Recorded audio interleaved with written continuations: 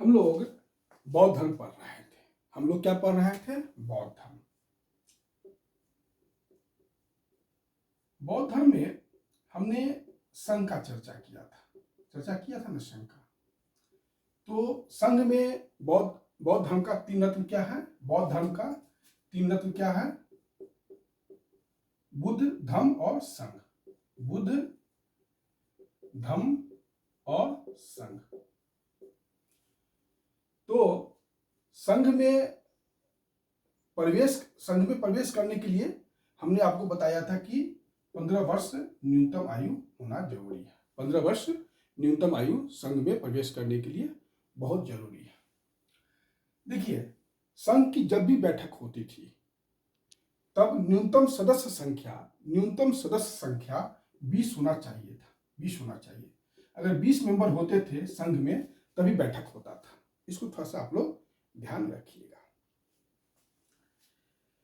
उसके बाद महात्मा बुद्ध से जब पूछा गया, जब वो कुशीनगर में थे, कहाँ थे? कुशीनगर में थे, और एक शालवन करके एक वृक्ष, साल वृक्ष का नाम है, उसी का एक जंगल था, शालवन जिसको कहा जाता है। तो वहीं पर कुशीनगर में वो शालवन में लेटे हुए थे। तो आनंद जो उनका प्रिय शिष्य था महात्मा बुद्ध का, उन्होंने महात्मा बुद्ध से पूछा कि आपके बाद इस धर्म का उत्तराधिकारी कौन होगा? तो उन्होंने कहा कि मेरे धर्म का कोई उत्तराधिकारी नहीं होगा। मेरी मृत्यु के बाद हमने जो धर्म का नियम दिया है और जो संघ का नियम दिया है, वही जो है आप लोगों का मार्गदर्शन करेगा। जो धर्म के नियम है और जो संघ के नियम है वही आप लोगों का मार्गदर्शन करेगा। मेरा कोई उत्तराधिकारी नहीं होगा। ये महात्मा बुद्ध ने कहा, अर्थात संघ का उत्तराधिकारी महात्मा बुद्ध ने नियुक्त नहीं किया। ये मेरे कहने का अर्थ है ना। आनंद को उन्होंने कहा कि मेरी मृत्यु के बाद संघ का जो है मार्गदर्शन, जो हमने धम्म पद दिए हैं, जो हमने संघ के नियम दिए हैं, वही आप लोगों का शास्त्रा होगा। एक चीज और इंपॉर्टेंट मैं बताना चाह रहा था कि कोई भी जो बौद्ध धर्म मानता है उसके लिए वैशाख पूर्णिमा काफी इंपॉर्टेंट है। वैशाख पूर्णिमा मैंने पहले भी कहा था, क्योंकि इसको बुद्ध पूर्णिमा भी कहा जाता है। क्यों कहा जाता है? तो इस दिन बुद्ध का जन्म हुआ था, बुद्ध को ज्ञान मिला था और बुद्ध की मृत्यु हुई थी। ये तीनों घटना, इसलिए वैशाख पूर्णिमा का बौद्ध धर्म में काफी महत्व है। एक इंपॉर्टेंट बात जो मैं आप लोगों से शेयर करना चाह रहा हूं कि ये महीना में 4 दिन उपवास रहते थे। महीना में 4 दिन उपवास रहते थे। किस किस दिन? अमावस्या, पूर्णिमा और एक अमावस्या का चतुर्थी और एक पूर्णिमा का चतुर्थी। ये 4 दिन ये उपवास करते थे। क्लियर? मेरे ख्याल से आप लोगों को यह समझ में आ गया होगा। मैंने कहा था आप लोगों से कि महात्मा बुद्ध ने अपना पहला उपदेश कहाँ दिया था? सारनाथ में दिया था। कहाँ दिया था? सारनाथ में दिया था। सारनाथ में ही जो बगीचा है, जो गार्डन है, उसको डियर पार्क भी कहा जाता है। कभी कभी पूछ देता है परीक्षा में कि महात्मा बुद्ध ने पहला उपदेश कहाँ दिया था, तो डियर पार्क भी उसका आंसर होता है। उसका ऋषि पत्तन भी होता है और मृगदाव होता है। तीनों आपसे पूछा जा सकता है। डियर पार्क भी कहा जाता है, या ऋषि पत्तन भी कहा जाता है, या मृगदाव कहा जाता है। ये तीनों जहां महात्मा बुद्ध ने अपना पहला उपदेश दिया था उस जगह का नाम है सारनाथ में, है ना। अब हम लोग आगे पढ़ेंगे। कल हमने प्रतीत समुत्पाद का चर्चा किया था और कहा था कि यह महात्मा बुद्ध के धर्म का केंद्रीय सिद्धांत है। और प्रतीत समुत्पाद के क्रम में उन्होंने 12 क्रम बताया था। 12 क्रम बताया था और इसको द्वादश निदान कहा जाता है। मैंने कल चर्चा किया था, जिसमें 4 जो है भूत जीवन से संबंधित है, 4 वर्तमान से है और 4 भविष्य से संबंधित है। फिर मैंने आपको कहा था कि महात्मा बुद्ध का ये धर्म का केंद्रीय सिद्धांत है। एक चीज मैं जो यहाँ पर कहना चाह रहा हूँ कि महात्मा बुद्ध 483 बीसी में मर गए, डेथ कर गए। महापरिनिर्वाण, जिसको बौद्ध धर्म की भाषा में महापरिनिर्वाण कहा जाता है। और महात्मा बुद्ध ने अपना उत्तराधिकारी नियुक्त नहीं किया था। अब प्रश्न उत्पन्न होता है कि बौद्ध धर्म का प्रचार कैसे होगा। तो बौद्ध धर्म के प्रचार के लिए जो है विभिन्न सम्मेलन हुए, बौद्ध सम्मेलन हुए। बौद्ध धर्म के प्रचार के लिए विभिन्न सम्मेलन हुए, कुल सम्मेलन 4 हुए। बौद्ध धर्म के प्रचार के लिए कितने सम्मेलन हुए? 4 सम्मेलन हुए। पहला सम्मेलन जब महात्मा बुद्ध की मृत्यु हुई उसी समय हुआ, तुरंत हुआ। 483 बीसी में कहाँ हुआ? राजगृह में हुआ। राजगृह में सप्तपर्णी गुफा है, उसी में हुआ था। उस समय मगध का सम्राट कौन था? तो अजातशत्रु था। बिंबिसार की मृत्यु हो गई थी और अजातशत्रु उस समय राजा था। ठीक, राजगृह में हुआ था, सप्तपर्णी गुफा में हुआ था, अजातशत्रु में हुआ था। इसकी अध्यक्षता किसने किया था? महाकश्यप ने किया था। महाकश्यप ने किया था। यहाँ 2 ग्रंथ, इस सम्मेलन में 2 ग्रंथ लिखा गया। एक ग्रंथ सूत पिटक और एक ग्रंथ विनय पिटक। सूत पिटक लिखा उपाली और विनय पिटक लिखा आनंद। ये दोनों महात्मा बुद्ध के प्रिय शिष्य थे, उपाली और आनंद। आनंद उनका सबसे प्रिय शिष्य था महात्मा बुद्ध का। तो सूत पिटक की रचना उपाली और विनय पिटक की रचना आनंद ने किया। यह पहला जो सम्मेलन हुआ था उसमें 2 ग्रंथ लिखे गए। सूत पिटक का अर्थ हुआ महात्मा बुद्ध के जो उपदेश थे उसी को सूत पिटक कहा गया है। इसमें बुद्ध का उपदेश है, ठीक। और इसमें विनय पिटक में संघ के नियम है, बौद्ध संघ के नियम है। ये 2 महत्वपूर्ण ग्रंथ इस सम्मेलन में लिखा गया। ये 2 महत्वपूर्ण ग्रंथ इस सम्मेलन में लिखा गया। इसको थोड़ा आप लोग याद कर लीजिएगा, परीक्षा में ये सब पूछा जाता है। उसके बाद दूसरा सम्मेलन ठीक 100 साल के बाद हुआ। ठीक 100 साल के बाद हुआ। तो 100 साल के बाद का अर्थ हुआ 383 बीसी। कहां हुआ? वैशाली में हुआ। उस समय राजा कौन था? कालाशोक। याद होगा कालाशोक के बारे में आप लोगों को, क्या मैंने बताया था? इस समय बौद्ध संघ का अध्यक्षता कौन, सॉरी, इस सम्मेलन का अध्यक्षता कौन किया था? सबाकामी ने किया था। यहां पर बौद्ध संघ 2 भाग में बढ़ गया, स्थविर और महासंधिक, 2 भाग में बढ़ गया। स्थविर है वो बौद्ध जो पहले से मान्यता चला रहा था, जो परंपरा था उसी को मानता था, ठीक। जो परंपरा में चली आ रही थी उसको स्थविर मानते थे। महासांधिक का कहना था कि भाई समय 100 साल बदल हो गया है, महात्मा बुद्ध की मृत्यु के 100 साल हो चुके हैं, तो क्यों ना इसमें कुछ परिवर्तन लाया जाए। ये परिवर्तन की हिमायती थे और इस बात में बौद्ध धर्म में 2 भाग में विभाजन हो गया, स्थविर और महासांधिक। उसके बाद तीसरा सम्मेलन हुआ। उसके बाद कौन सा सम्मेलन हुआ? तीसरा सम्मेलन हुआ। तीसरा सम्मेलन कब हुआ? 250 बीसी में। इस समय कहां हुआ था? पाटलिपुत्र में। और शासक कौन था? अशोक, सम्राट अशोक। और अध्यक्षता कौन किया था? मुगालिपुत्र तीस। और यहां पर क्या हुआ था? तो अभिधम पिटक की रचना की गई थी। अभिधम पिटक की रचना की गई थी। 3 पिटक है, सूत पिटक, विनय पिटक पहला सम्मेलन में लिखा गया। अभिधम पिटक जो तीसरा पिटक है वह अभिधम पिटक पाटलिपुत्र या तृतीय सम्मेलन में लिखा गया। अभिधम पिटक में बौद्ध दर्शन के बारे में है, बौद्ध दर्शन के बारे में, ठीक। एक में महात्मा बुद्ध के उपदेश हैं, सूत पिटक में एक संघ के नियम है और तीसरा में बौद्ध दर्शन है। अभिधम पिटक में बौद्ध दर्शन है। यहां पर जब अशोक शासक था तो उसने स्थविरवादी को मान्यता दिया था, ठीक। मतलब जो ट्रेडिशंस था उसी को उसने मान्यता दिया, स्थविरवादी को मान्यता दिया और कहा कि जो संघ में भेद करेगा मतलब जो संघ को बांटेगा उसको दंडित किया जाएगा। ये अशोक का कहना था, संघ भेद करने वाले को दंडित किया जाएगा। ये अशोक ने उस समय राजज्ञा जारी किया था।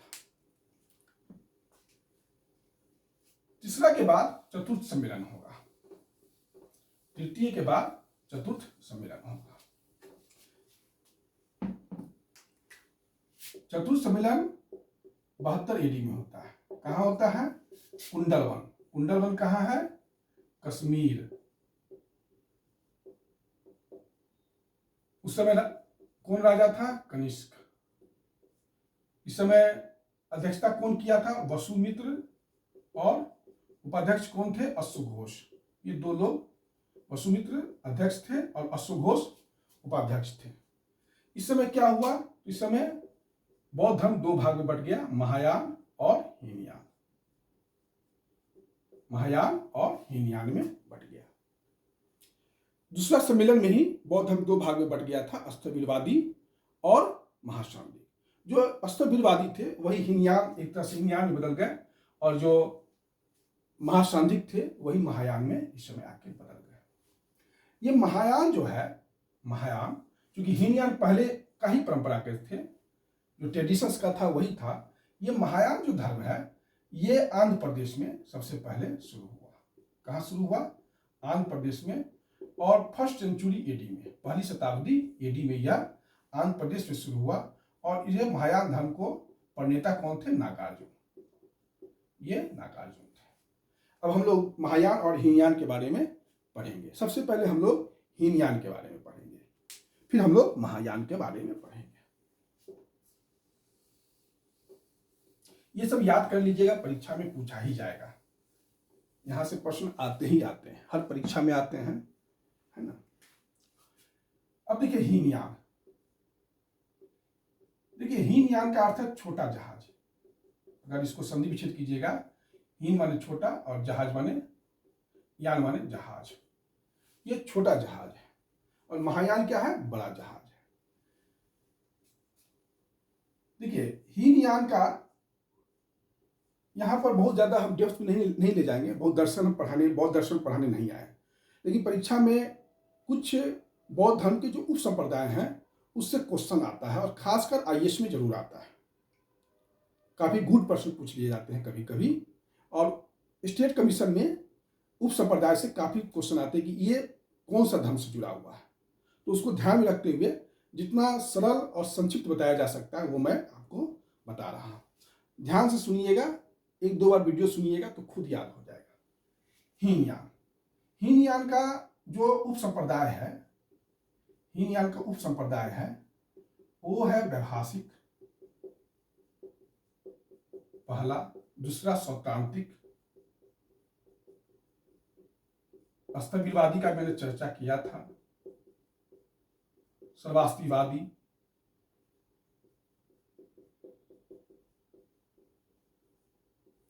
समित्या। ये सब हीन दर्शन के, हीनयान के उप संप्रदाय हैं। ध्यान में रखिएगा, हीनयान के ये सब उप संप्रदाय हैं, वैभाषिक, सौत्रांतिक, अस्थविरवादी, सर्वास्तिवादी, समित्या। ठीक। अब हम सबके बारे में एक एक लाइन में, वाक्य में चीजों को समझ लेते हैं। अब वैभाषिक, वैभाषिक कहाँ आया था? कश्मीर में। कश्मीर में हुआ था। और इसका जो, इस दर्शन का जो मूल किताब है वैभाषिक संप्रदाय का, वह है विभाषा शास्त्र। विभाषा शास्त्र। बस इतना ही आप ध्यान रखिएगा। वैभाषिक की दर्शन का उत्पत्ति कहाँ हुआ? तो कश्मीर में हुआ। बस इतना ही आपसे पूछा जाएगा और बाकी आपसे नहीं पूछा जाएगा। ये सौत्रांतिक, सौत्रांतिक जो है ये सुत पिटक से आया है। ये किस ग्रंथ से आया है? सुत पिटक। सौत्रांतिक मानने वाले सुत पिटक को मानते हैं। इनका अर्थ कहना है कि चित्त तथा भौतिक जगत, चित्त तथा बाहरी जगत दोनों का अस्तित्व है। चित्त तथा बाहरी जगत दोनों का अस्तित्व है, दोनों का अस्तित्व है। स्वतांत्रिक सूत्र पिटक या सूत पिटक, और सूत पिटक में को मानते थे, और स्वतांत्रिक का कहना था कि चित्त तथा बाहरी जगत, चित्त माने मन, चित्त तथा बाहरी जगत दोनों का अस्तित्व है। आपको ज्यादा याद नहीं करना है इसमें, बस स्वतांत्रिक पे इतना ही ध्यान रखिएगा। स्थविरवादी के बारे में हम बता दिए हैं कि यह परंपरा को मानता है, इसमें ज्यादा इसको मतलब नहीं, जो ट्रेडिशंस महात्मा बुद्ध दिए हैं उसी को मानता है। सर्वास्तिवादी, सर्वास्तिवादी कहता है कि दृश्य जगत में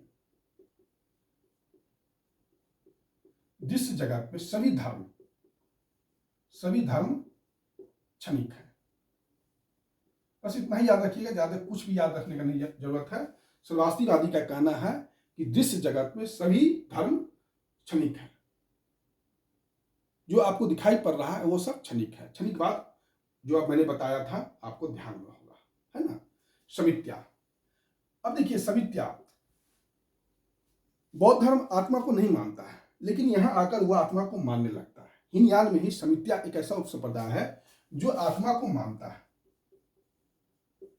ना, और कहता है समित्या दर्शन एक ऐसे आत्मा का कल्पना करता है, कहता है कि जो एक जीवन के बाद दूसरे जीवन में प्रवेश कर जाता है। यह समित्या का कहना है।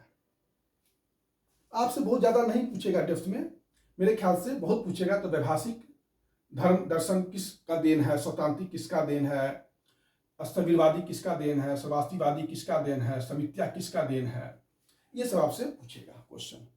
आईएएस में कभी हो सकता है कि कहीं ये सब जो हमने दो एक एक लाइन में बताया है वो पूछ दे, आईएएस में, पीसीएस में नहीं पूछेगा, ध्यान में रखिएगा,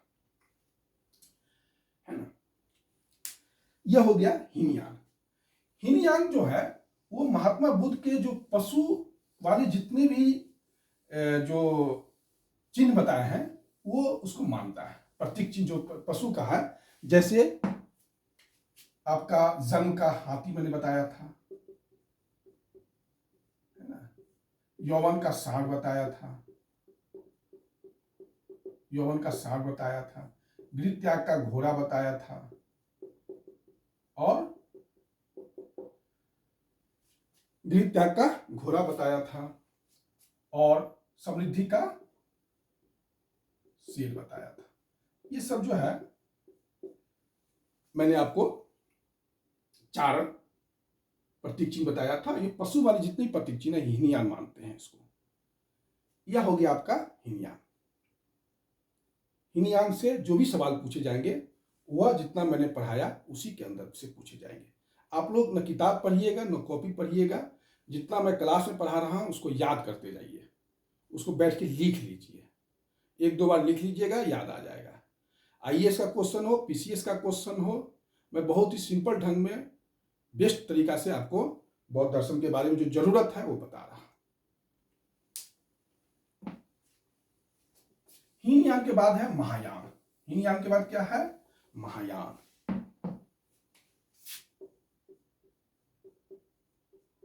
महायान का अर्थ हो गया बड़ा जहाज। मैंने आपको कहा था कि 1st सेंचुरी एडी में नागार्जुन ने महायान धर्म का शुरुआत किया था। कहां किया था? आंध्र प्रदेश में। जो नागार्जुन सागर डैम देखते हैं, बांध देखते हैं, वो इसी नागार्जुन पर रखा गया है। आंध्र प्रदेश में जो नागार्जुन सागर बांध है वो इन्हीं पर रखा गया है। ठीक, नागार्जुन को भारत का आइंस्टीन भी कहा जाता है। नागार्जुन को क्या कहा जाता है? भारत का आइंस्टीन कहा जाता है। आइंस्टीन क्यों कहा जाता है? आइंस्टीन ने एक सिद्धांत दिया था, सापेक्षतावाद का सिद्धांत। सापेक्षतावाद का सिद्धांत। तो आइंस्टीन से पहले ही नागार्जुन ने 1ली सेंचुरी एडी में सापेक्षतावाद का सिद्धांत दिया था। ठीक, तो मेरे ख्याल से यूरोप का नागार्जुन आइंस्टीन को कहना चाहिए, क्योंकि नागार्जुन तो बहुत पहले जन्म लिए थे। तो ये जो तुलना हमारे यहाँ कभी कभी किया जाता है वो औपनिवेशिक मानसिकता से किया गया है। मेरे ख्याल से भारत सरकार को इस संदर्भ में सोचना चाहिए, क्योंकि अब हमारा भारत एक राष्ट्र बनने की प्रक्रिया की ओर बढ़ रहा है धीमे धीमे, है ना। क्योंकि पहले तो वी आर द स्टेट, हमारे संविधान में लिखा हुआ है हम राज्य हैं। हमारे संविधान में कभी नहीं लिखा गया we are the nation, we are the state लिखा गया है।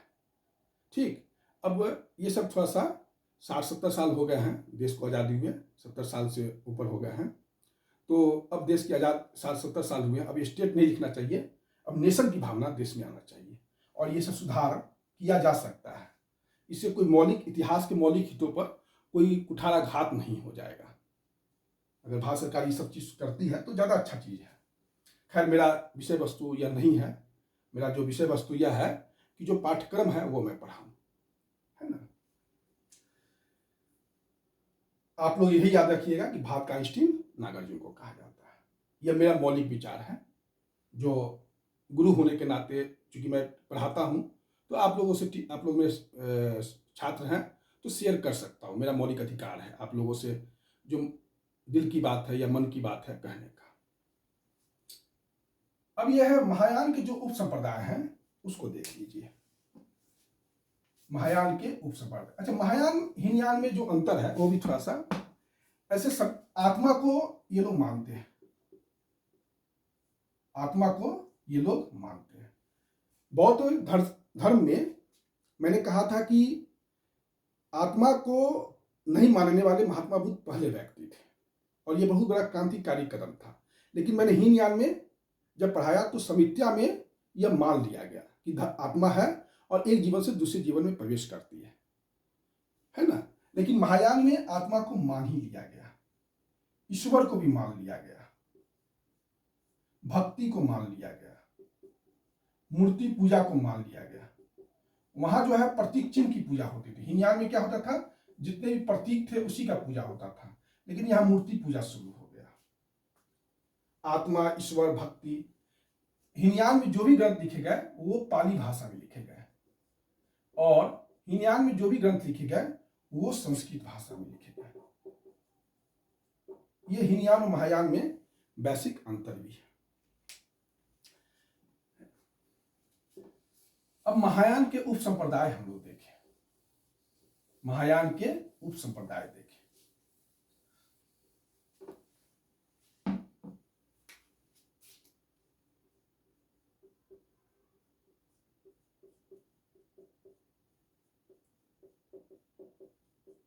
महायान के उप संप्रदाय में दो उप संप्रदाय है। एक पहला शून्यवाद या माध्यमिकवाद और विज्ञानवाद या योगाचार। विज्ञानवाद या योगाचार। विज्ञानवाद मानता है कि सिर्फ जो है चित्त की सत्ता है, सिर्फ जो है चित्त की सत्ता है, एक ही का अस्तित्व है, चित्त की सत्ता। जैसे स्वतांत्रिक क्या कहता था, चित्त और बाहरी जगत दोनों की सत्ता है, लेकिन विज्ञानवाद क्या कहता है कि चित्त की सत्ता है। क्लियर। और ये इसने योगाभ्यास पर ज्यादा ध्यान दिया, योगाभ्यास पर ज्यादा ध्यान दिया। चित्त का अर्थ हुआ विज्ञान, ठीक, तो इसलिए इसको विज्ञानवाद भी कहा गया। और चूंकि योग पर ज्यादा ध्यान देते थे, योगाभ्यास पर ज्यादा ध्यान देते थे, इसलिए इसको योगाचार भी कहा गया। इसका पहला जो प्रमाणिक किताब है वो असंग नामक बौद्ध भिक्षु ने लिखा था और पुस्तक का नाम है सूत्रालंकार। सूत्रालंकार। क्लियर। विज्ञानवाद या योगाचार, बस इतना ही ध्यान रखना है, इससे ज्यादा कुछ ध्यान मत रखिएगा। विज्ञानवाद या योगाचार में परीक्षा में जो भी पूछा जाएगा, जितना मैं बता रहा हूं उतना ही के अंदर पूछा जाएगा, चाहे वो आईएएस हो चाहे पीसीएस हो, उससे बाहर कुछ भी नहीं पूछेगा। अब है शून्यवाद या माध्यमिकवाद। इसका जो किताब है, पुस्तक है, वो माध्यमिक कारिका है, माध्यमिक कारिका है। और इस किताब को कौन लिखे थे, तो नागार्जुन लिखे थे। इस किताब को लिखने वाले कौन थे, नागार्जुन लिखे थे। इन्होंने इनके दर्शन को सापेक्षवाद का सिद्धांत भी कहा जाता है, कुछ देर पहले आपको मैंने बताया था, सापेक्षवाद का सिद्धांत भी कहा जाता है। इनका कहना था कि सभी वस्तु की उत्पत्ति अन्य वस्तु के सापेक्ष होता है, अन्य वस्तु के सापेक्ष होता है। अगर कोई भी वस्तु की का कारण है तो उसका कारण कोई अन्य वस्तु होगा। वो प्रतीत समुत्पाद की बात है, प्रतीत समुत्पाद की ही बात है, लेकिन कहने का अंदाज अलग है कि किसी वस्तु का कारण कोई और अन्य वस्तु होता है, अर्थात वो वस्तु तो शून्य है। अगर किसी वस्तु का कोई कारण अन्य है तो वो वस्तु शून्य है, और ये शून्य जो है ये विनाशवाद नहीं है। ये मत सोचिए कि ये शून्य जो है समाप्त है। ये शून्य जो है दो प्रकार का शून्य है, अस्तित्व शून्य और विचार शून्य। बस ये थोड़ा सा दर्शन की बात है, इसमें दर्शन की चीज है, दर्शन के तरीके से ही कहा जाएगा, है ना। शून्य का अस्तित्व है, शून्य विनाश नहीं है, मतलब वो नष्ट नहीं है। बस शून्य जो है वो विचार शून्य है और अस्तित्व शून्य है। यही शून्यवाद है, आपको ज्यादा नहीं समझना है। महायान के जो दो संप्रदाय हैं, शून्यवाद या माध्यमिका, विज्ञानवाद या योगाचार। शून्यवाद या माध्यमिका को देने वाले जो थे नागार्जुन थे, उसको सापेक्षवाद का सिद्धांत भी कहा जाता है। पुस्तक का नाम माध्यमिका कारिका है। विज्ञानवाद जो है या योगाचार जो है वो असंग के सूत्रालंकार पर है। बस ये दो आप इतना याद रखिएगा, आपका परीक्षा में काम हो जाएगा। ये हीनयान और महायान के बारे में आपको मैंने बताया। अब ये हीनयान और महायान में अंतर क्या क्या है, थोड़ा सा इसको भी हम लोग पढ़ लें। हीनयान और महायान में क्या क्या अंतर है।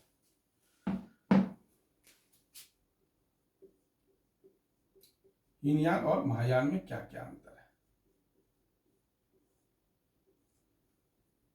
देखिए, यहां पर निर्वाण आपको व्यक्तिगत प्रयास से करना होगा, व्यक्तिगत प्रयास से करना होगा।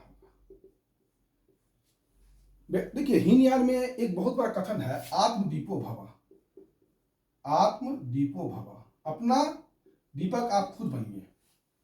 और बहुत हमको लगता है कि वैश्विक जीवन का बात सिखाता है हीनयान। जो महात्मा बुद्ध के सभी उपदेशों में सबसे पावरफुल अगर कोई उद्देश्य है तो मुझको जो लगता है वो है आत्मदीपो भव, आप अपना प्रकाश स्वयं बनिए। महायान कहता है कि निर्वाण जो है वो यह आपको व्यक्तिगत है, लेकिन यहां पर है सामूहिक है,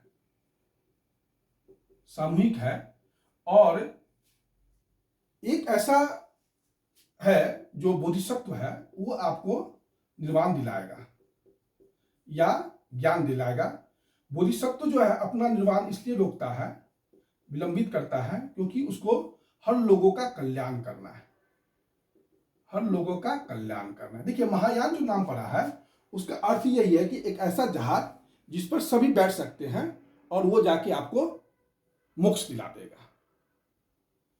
और हीनयान कहता है कि नहीं, आप अपना काम मोक्ष जो है आपको खुद करना पड़ेगा। ये जो हीनयान है सिर्फ बौद्ध भिक्षु के लिए है, और ये जो है भिक्षु और प्लस उपासक, ये दोनों के लिए। हीनयान जो है सिर्फ भिक्षु, और ये कठोर तपस्या पर बल देता है, कठोर तपस्या पर बल देता है। लेकिन ये कहता है कि नहीं, साधारण नियम है, भक्ति पर आप कीजिए, आपको मिल जाएगा। भिक्षु और उपासक से एक चीज मुझे याद आया कि महात्मा बुद्ध ने संघ के सदस्यों को 4 भाग में बांटा, भिक्षु, भिक्षुनी, उपासक और उपासिका। भिक्षु जो जेंट्स होते थे, लेडीज भिक्षुनी, उपासक जेंट्स को जो पुरुष होते थे, और महिला। उपासक भी जो है गृहस्थ जीवन में रहकर, उपासक भी गृहस्थ जीवन में रहकर बौद्ध संघ के नियम को मानते थे, इसलिए उसको उपासक कहा गया, और जो स्त्री थी उनको उपासिका कहा गया। यह एक थोड़ा सा छोटा सा पॉइंट था जो भिक्षु और उपासक चर्चा हुआ तो मैं आपको बता दिया। तो हीनयान को सिर्फ भिक्षु ही कर सकते थे, महायान को भिक्षु भी कर सकते थे और उपासक भी कर सकते थे। ये लोग पाली भाषा को पर थे और ये संस्कृत को संस्कृत को अपना लिए। हीनयान जो थे महात्मा बुद्ध के जो प्रतीक चिन्ह थे उसको अपनाते थे, लेकिन ये मूर्ति पूजा को मान लिए। महायान जो है मूर्ति पूजा को मान लिए। मूर्ति पूजा से याद रखिएगा, भारत में सबसे पहली बार किसी मूर्ति का पूजा किया गया तो महात्मा बुद्ध का ही पूजा किया गया। ध्यान में रखिएगा, भारत में सबसे पहली अगर किसी मानव प्रतिमा का पूजन किया गया तो वह था महात्मा बुद्ध। क्लियर मानिएगा इसको। और मूर्ति पूजा, और सबसे पहले जो है मूर्ति इनका जो बना था वो मथुरा कला में बना था। हम पढ़ाएंगे मथुरा कला क्या है, लेकिन महात्मा बुद्ध की जो पहली मूर्ति बनी थी वह मथुरा कला में बनी थी। और सबसे ज्यादा जो मूर्ति बनी संख्या में वो गंधार कला में। हीनयान जो है आत्मा को नहीं माना, सिर्फ समित्या को छोड़ के। समित्या हीनयानी मानते थे, लेकिन ये लोग आत्मा को मान लिए। ये ईश्वर को नहीं मानते थे हीनयान, ये ईश्वर को भी मान लिए। इनका उद्देश्य था हीनयान का अरहत, और इनका उद्देश्य था महायान का बोधिसत्व। अरहत माने योग्य और बोधिसत्व माने, बताएंगे बोधिसत्व क्या है। तो अब हम लोग थोड़ा बोधिसत्व पढ़ लेते हैं। ये हीनयान और महायान में अंतर था, है ना। कोई दिक्कत तो मेरे ख्याल से नहीं होना चाहिए। देखिए बोधिसत्व जो है महायान का आदर्श है। बोधिसत्व क्या है, जैसे हीनयान का आदर्श क्या है अरहत, उसी प्रकार महायान का आदर्श है आपका क्या है, बोधिसत्व। बोधिसत्व करुणामय है। बोधिसत्व कैसा है, करुणामय है, और इसका उद्देश्य है कि लोगों को निर्वाण देना, लोगों को निर्वाण देना। लेकिन यह अपना निर्वाण रोक के रखता है। अपना निर्वाण क्या करता है, रोक के रखता है, विलंबित करता है। क्यों, क्योंकि दूसरे का हमको कल्याण करना है। पहले हम दूसरे को निर्वाण दिला देंगे, अब फिर जो है हम फाइनली अपना निर्वाण लेंगे, है ना। जैसे कि कोई व्यक्ति आपसे यह कहे कि हम आपको पहले यूपीएससी कंप्लीट करा देते हैं, फिर हम यूपीएससी कंप्लीट करेंगे। ये मेरे कहने का अर्थ है कि जब धर्म में गिरावट आने लगती है तो ये सब बातें होने लगती है। अगर कोई व्यक्ति यह कहता है कि पहले मैं यूपीएससी कंप्लीट करूंगा फिर मैं दूसरे को कंप्लीट करा सकता हूं, तो ये ज्यादा व्यवहारिक है। यह कहना कि मैं सबको पहले यूपीएससी कंप्लीट करा लेता हूं फिर मैं यूपीएससी कंप्लीट करूंगा, ये अव्यवहारिक है। मैं धर्म को अव्यवहारिक घोषित नहीं कर रहा हूं, मैं आपको समझा रहा हूं। तो इसने अपने निर्माण को विलंबित रखा है। क्यों रखा है, इसलिए कि हमको दूसरे लोगों को निर्वाण दिलाना है। उसी में जो विभिन्न बोधिसत्व है, अवलोकितेश्वर है, अवलोकितेश्वर है, वज्रपाणी है, क्षितिगिरी है, मैत्रेय है, अमिताभ है। मैत्रेय जो है भावी मतलब आने वाला आपका बोधिसत्व है। अवलोकितेश्वर, वज्रपाणी, क्षितिगिरी, अमिताभ, ये सब जो है आपके बोधिसत्व है। और आने वाला कौन है, मैत्रेय। ये सब थोड़ा सा ध्यान में रखिएगा, परीक्षा में पूछ लिया जाता है कि आने वाला बोधिसत्व क्या है, तो मैत्रेय। यह हो गया आपका हीनयान और महायान।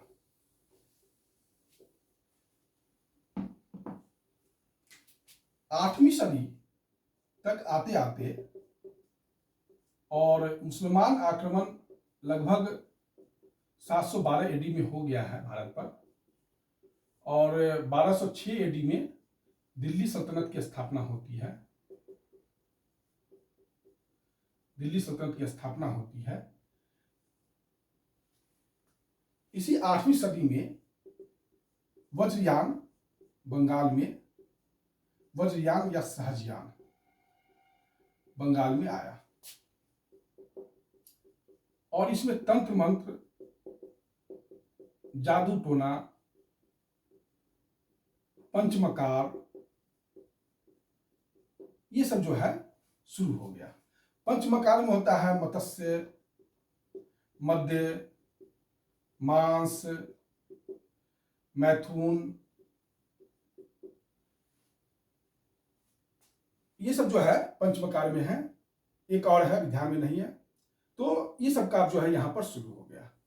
अब जो है स्त्रियों का प्रवेश भी बहुत तेजी से हुआ, और पहले महात्मा बुद्ध के साथ किसी स्त्री को नहीं जोड़ा गया, लेकिन ये जो वज्रयान या सहजयान में तारा को जोड़ दिया गया, फिर मातंगी को भी जोड़ दिया गया, डाकनी को जोड़ दिया गया, पिशाचनी को जोड़ दिया गया, और ये सबको जोड़ दिया गया। इससे हुआ क्या कि बौद्ध धर्म में गिरावट आने लगा, बौद्ध धर्म में गिरावट आने लगा, और ये मठ पे भ्रष्टाचार बढ़ने लगा। मठ में क्या भ्रष्टाचार बढ़ने लगा। इस मठ में जो भ्रष्टाचार बढ़ा, तो इससे जो है धन भी काफी था, तो विदेशी आक्रमणकारी को ये काफी, जैसे उसे विदेशी आक्रमणकारी कहते थे कि मुस्लिम आक्रमणकारी को काफी जो है ये इजी टारगेट मिला। दूसरी बात यह है कि इसी समय कश्मीर में भी एक सर्वज्ञ मित्र थे, वहां भी उन्होंने धर्म में जो है बौद्ध धर्म में तंत्र मंत्र, पंचमकार, ये सब जो है वहां भी शुरू हो गया।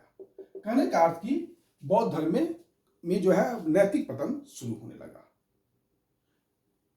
बौद्ध मठ में पैसा तो काफी था, कुछ संपत्ति थी, तो जितने भी भिक्षुक थे वो व्यभिचारी बन गए, और फिर जो है मुसलमान आक्रमणकारी आते हैं और इनको पर हमला करते हैं, इन मठों पर, और इनको नेस्तनाबूद कर देते हैं।